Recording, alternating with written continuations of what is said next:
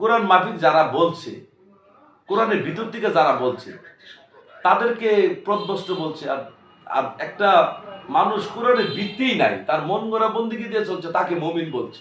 কেমনে দেখেন?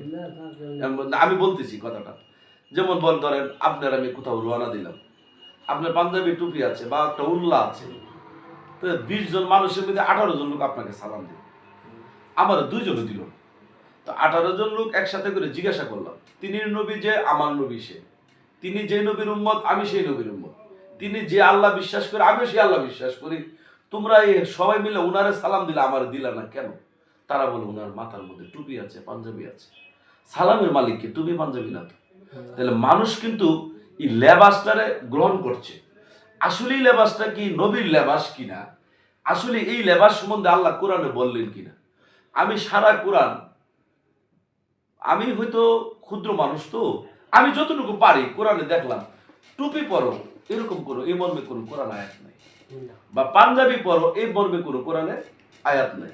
যেহেতু আল্লাহ সুইজারল্যান্ডের আল্লাহ, ইটালির আল্লাহ, বাংলাদেশের আল্লাহ, তো ঠান্ডারও আল্লাহ, গরমের আল্লাহ, আল্লাহ টুপি পরা সুন্নত করে দিব, আর সুইজারল্যান্ডের মানুষ শীতে মালফার বাইন্দা রাখবো।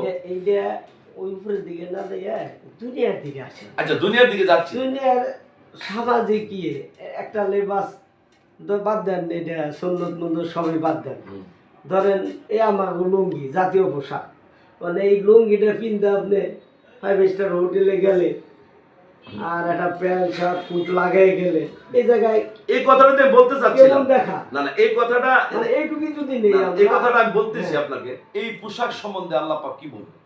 সূরা আরাফের 26 নম্বর আয়াত, হে মানুষ, এই বনি আদম, তোমাদেরকে পোশাক দিয়েছি লজ্জাস্থান ঢাকার জন্য, বেশভূষ ধারণ করার জন্য। তবে মনে রেখো, তোমাদের মধ্যে যে কেউ তাকওয়ার পোশাক পরেছে সেই ব্যক্তি আমার কাছে মর্যাদাপূর্ণ হয়েছে। তাকওয়ার পোশাক মানে কি? আমি তোমাদের আলম ওলামার জিজ্ঞাসা, তাকওয়ার পোশাক মানে হলো আত্মশুদ্ধির পোশাক। আত্মশুদ্ধির ব্যতি রেখে কোনো মানুষ হাসরের দিন আল্লাহর সাথে সাক্ষাৎ হবে না। কোরআন সূরা শুআরার 19 পারা 89 নম্বর আয়াত, ইল্লা মান আতাল্লাহা বিকালবি সালিম, যতক্ষণ পর্যন্ত বিশুদ্ধ অন্তর না হবে ততক্ষণ পর্যন্ত বান্দার সাথে আল্লাহর সাক্ষাৎ হবে না। তখন এটা নিয়ে আমি গবেষণা করলাম যে আমি উযু করছি, টুপি পরছি, দাড়ি রাখছি, গোসল করছি, শরীর পরিষ্কার রাখছি, এখানে শরীর পরিষ্কারের কথা আল্লাহ বলেন, হাত পরিষ্কারের কথা বলেন, মুখ পরিষ্কারের কথা বলা নেই। অন্তর পবিত্রকরণ ব্যতি রেখে আল্লাহর সাথে সাক্ষাৎ হবে না। আল্লাহ তুমি অন্তরের কথা বললেন কেন? তখন আমি কোরআনের ভিতরে গিয়ে পাইলাম ইবলিস আল্লাহর লগে চ্যালেঞ্জ করেছে যে তোমার বান্দা তোমার কাছে কিভাবে যায় আমি এটা দেখবো। সূরা আরাফের 20-21 নম্বর আয়াত, আমি মানুষকে আক্রমণ করবো ডাইন দিক থেকে, বাম দিক থেকে, পিছন দিক থেকে, সামনের দিক থেকে। অধিকাংশ মানুষ তোমার দলে থাকবে না, অধিকাংশ মানুষ আমার ইবলিসের দলে থাকবে। আল্লাহ বলে দিয়েছেন সূরা মায়েদার 66 নম্বর আয়াতে, অল্প সংখ্যক মানুষ আমার কথা শুনে, এটা আল্লাহই বলে দিয়েছে। এবং বড় দল হইল কাফের, ছোট দল হইল মুমিন। বেহেশতের সংখ্যা কম হবে, দুজকের সংখ্যা বেশি হবে। যদি তাই হয়, তাহলে আমরা যারা আছি, আমরা কি একবার গবেষণা করে দেখেছি যে এই যে পোশাকের বিষয়টা আল্লাহ কি বললেন? এই যে দাড়ি টুপি সুন্নত দিয়া এই হাজার হাজার মানুষ, আমি মূল্যায়ন পাই না, আপনি পান। এখানে তো বিশুদ্ধ অন্তরের কথা বলা হয়েছে। বিশুদ্ধ অন্তর বললো কেন?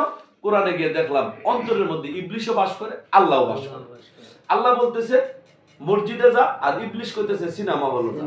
আমাকে দেয়া দিয়েছে ইচ্ছা শক্তি, স্বাধীনতা। আমি সিনেমা হলটা বর্জন করে মসজিদে চলে যাব, আমার ভিতরে যে আল্লাহ তিনি পাস করলেন। আর যদি আমি মসজিদে না গিয়ে আমি যদি সিনেমা হলে যাই, তাহলে ইবলিশ পাস করবো। তাহলে আপনি বিশুদ্ধ অন্তর, আমি এই কথা রাখবো, বিশুদ্ধ অন্তর বেঁধে রেখে কিন্তু মানুষ পাড়ি দিতে পারছে না। কেন বিশুদ্ধর কথা বলছে? অন্তরের মধ্যে ইবলিশ থাকে। তাহলে ইবলিশ থেকে আমি বাদ দিতে হবে, ইবলিশ আমার থেকে দূরে যেতে হবে, অথবা আমি ইবলিশ থেকে বাদ যেতে হবে। তখন আমি ভাবলাম যে এই কথা যখন বলছে অন্তর বিশুদ্ধ করো, তাহলে আমি ইবলিশটারে বাদ দিই। ইবলিশকে বাদ দিতে গিয়ে দেখি ইবলিশ আমার সাথে কোটি কোটি গুণ জ্ঞানী। আমি ভাবছিলাম যে নামাজ টামাজ পড়ে এক তো নামাজ মিস করবো না, নামাজ পড়াম তোই আমার ইবলিশটা ভিতর থেকে যাবে না। ইবলিশ আমাকে বলে তুমি যে নামাজ পড়ছো এই নামাজ আমিও পড়ি। সূরা রাদের 15 নম্বর আয়াত, আসমান জমিনে যা কিছু আছে ইচ্ছা অনিচ্ছা আল্লাহর সাজদা করে। তো আমিও তো আল্লাহর সাজদা, আমি তো আল্লাহ অস্বীকারী না, তুমিও স্বীকারী আমিও স্বীকারী। তোমার ভিতর থেকে আমি কেন যাব? তুমি তো আদম সন্তান, আদম সন্তান যেহেতু আমি আদম সন্তানের ভিতরে থাকবো, তাইলে আমি একটা কাজ করি, ওজিফা করি, বেশি বেশি তসবিহ জপি, বেশি বেশি তসবিহ জপা আমি ইবলিশ থেকে পবিত্র হয়ে যাবো। সূরা হাদীদের 1 নম্বর আয়াত, আসমান জমিনে যা কিছু আছে ইচ্ছা অনিচ্ছা আল্লাহ পাকের পবিত্রতা মহিমা বর্ণনা করে, তাহলে ইবলিশও আল্লাহর ওজিফা করে। আমি ভাবলাম আল্লাহর লেগে কান্নাকাটি করবো, ইবলিশও আল্লাহর কান্নাকাটি করে।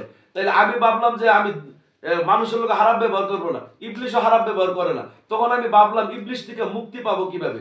ইবলিশ থেকে আমি পবিত্র না হইতে পারলে তো আমার আত্মা পবিত্র হবে না, আর আত্মা পবিত্র না হইলে তো আল্লাহর সাথে সাক্ষাৎ হবে না। আল্লাহ তো বলে দিয়েছে। তখন আল্লাহর ভাবলাম আল্লাহ আমি কি করব?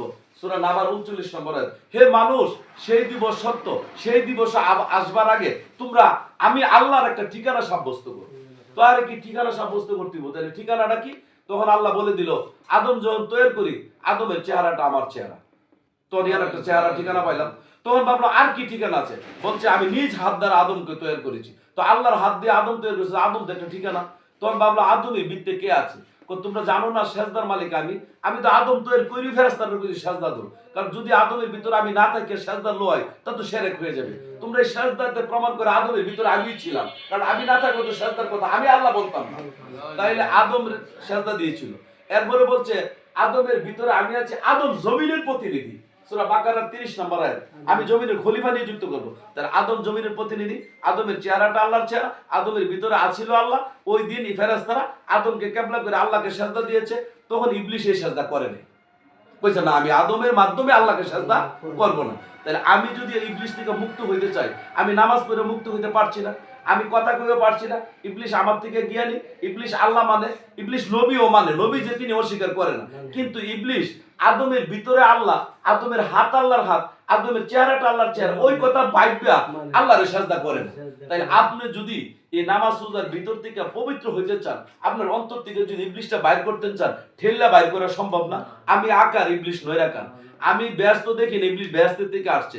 ইবলিস আল্লাহর লগে কথাও বলছে। তাইলে ইবলিসটা আমি তাড়াইতে পারবো না। ইবলিস যেই কর্মটা করে না, আমি এই কর্মটা করব। এটার উদাহরণ হইলো, আমার দলিলে লাইসেন্স না থাকলে আপনি জীবনে আইবেন আমার কাছে।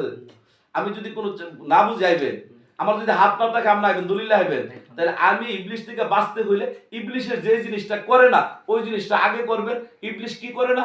আল্লাহ মানে, গুরু মানে না। তাইলে আপনি আল্লাহ মানতে হইলে একজন কামেল গুরুর কাছে যান। কামেল গুরুর ভিতরে আল্লাহ আছে, তিনি আল্লাহ ওয়ালা বিশ্বাস করেন, তিনি চেহারাটা আল্লাহর চেহারা বিশ্বাস করে। ইবলিস যদি মেয়ের শুরুতে যদি আপনারা ধোঁকা দিতে পারে, পশু পাখির শুরুতে ধোঁকা দিতে পারে, আমার আল্লাহ এই গুরুর শুরুতে আমার কাছে আইসা আমার সান্ত্বনা দিতে পারে। তাইলে একজন গুরুর ভিতরে আছে আল্লাহ বিশ্বাস করে, গুরুকে কেবলা করে, গুরুর আদেশ নির্দেশ মাইনা, গুরুর হাতটা বিশ্বাস করে আল্লাহরে মানেন। তাই ইবলিস থেকে বিরুদ্ধ হয়ে গেলেন, আল্লাহ থেকে আপন হয়ে গেলেন। জয় গুরু। এইখানে আমি একটু